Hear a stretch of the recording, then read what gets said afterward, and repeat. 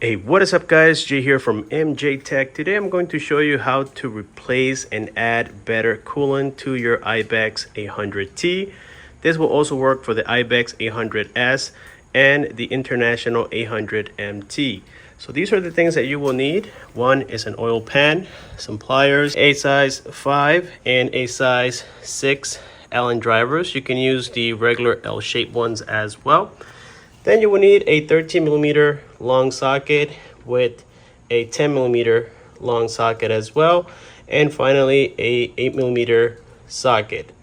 The next thing you will need is two different extensions. This is about a 6-inch extension, and this is a 3-inch extension. It will become handy if you have an electric ratchet like this one, but if you don't need it. Also have an impact drill just to make things a little bit faster. You will need a funnel, a flathead screwdriver, some pry opening tools, and finally we will need the coolant. In this case I went with engine ice. This thing is super great in the sense that it is cooling the bike a lot more, about 18 degrees more than before. This stuff is awesome guys. I will be leaving the link down below. And yeah, that's it. So let's get started. First things first, we have to grab my size 5 Allen socket with the extension and remove these two screws holding the cowling on the side. Doing so will give us access to this 1 8mm bolt, in which we have to remove later on. So let's proceed to the next step. Now we have to remove this piece of fairing. For this, you can use that same number 5 Allen socket, and there's two screws, one at the bottom right about there, and we have one on the top right about here. You can't miss it, it's right there. After removing those two screws, you simply slide it towards the back and it comes right off. Unfortunately, on this next step, we have to remove the crash bars. So for this, you have to remove these little end caps. You have one here, and then you have one about here. Okay, you have two screws. That's a 13mm and a 13mm. You have another one right underneath here, right about there. You have to remove this one as well. And the last one is a size number 6 Allen bolt, which is located right here.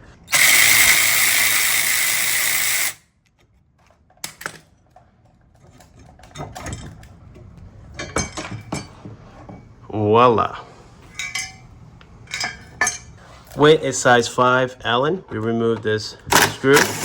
This should remove this side panel so that we can access another screw located in here. So once you take this out, you're gonna have some rubber grommets holding this in place. So you kind of like pull it out and then slide it towards the back. And this is another size number 5. As we can tell, we had to take this one apart. After you have taken this side panel off and that screw, there's going to be a little clip here right below this area here. I don't know if you guys can see it. That has to come out in order to remove the panel. And then we have a couple more screws that need to come out as well. There we go. Just got this off. It is a little tricky to get it completely out, but it is definitely doable. There we go. And voila. You just put these two pieces back together so that you don't lose them. It is important that you guys keep everything together. All right, there we go. And so now we have a 10mm right there, and we have another size 5 Allen screw right there. Those two have to come off as well.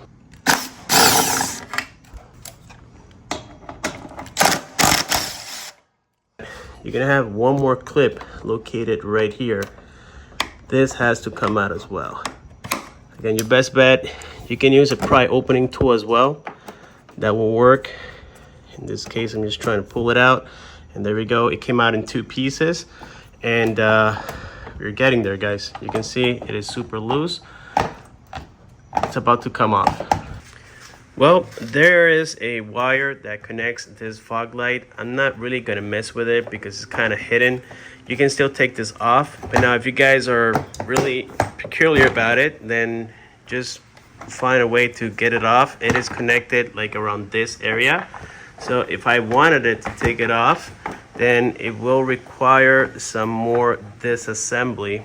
Okay, so here we have it, guys. Now we have access to the radiator cap. So you had to open this cap right here. You can get some pliers, in which I should get right now. If you have some of these, then it'll be a lot easier. You can just get on there, undo it, and then that way it'll drain. With a little bit of force, I was able to undo the cap by hand.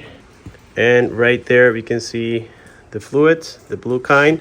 I think that if I remember correctly, the one that is on here, it's like red in color.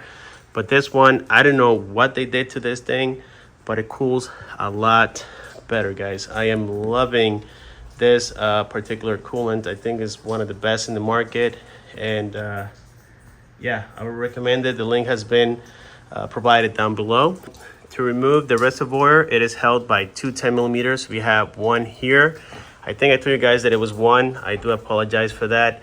The other one is right there. I'm not sure if you guys can see it, but it's right at the corner, right about here. You had to take both of them out so that the whole entire thing comes right off. So now let's undo this 8 millimeter bolt.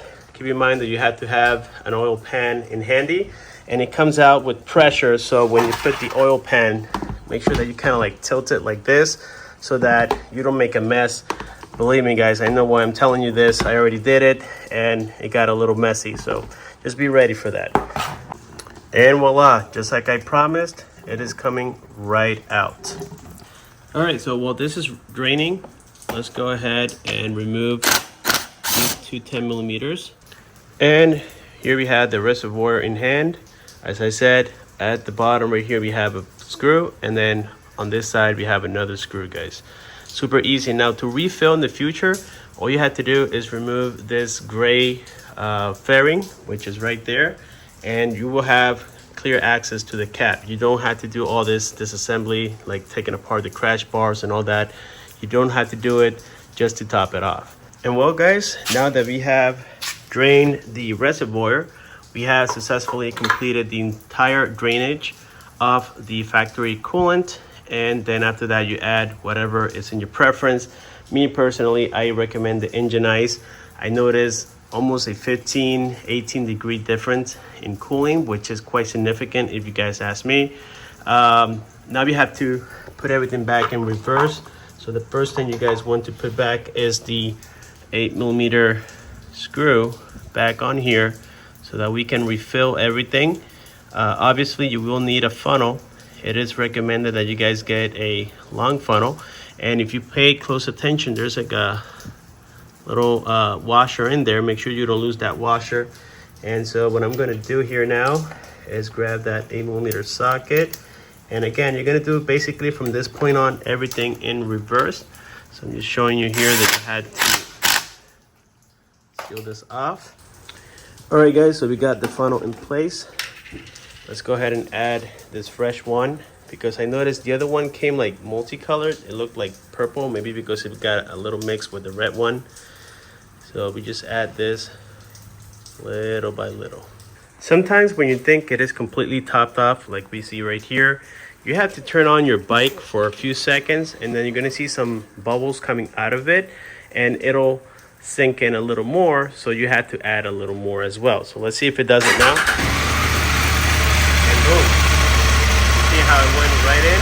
So now while it's running, you want to pour more in until you get to the top. And now that we're just missing the crash bar to reinstall and the gray fairing, well, this is where you will access it normally just to refill it. And yes, we are about to refill the reservoir. Hopefully this won't fall off.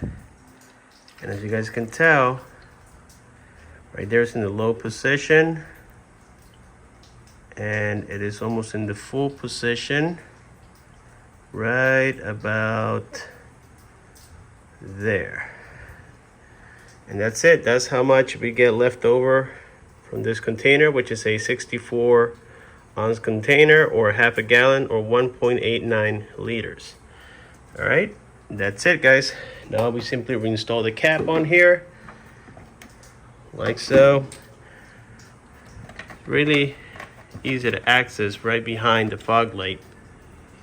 Now we simply reinstall this fairing, reinstall the crash bars, and we are done.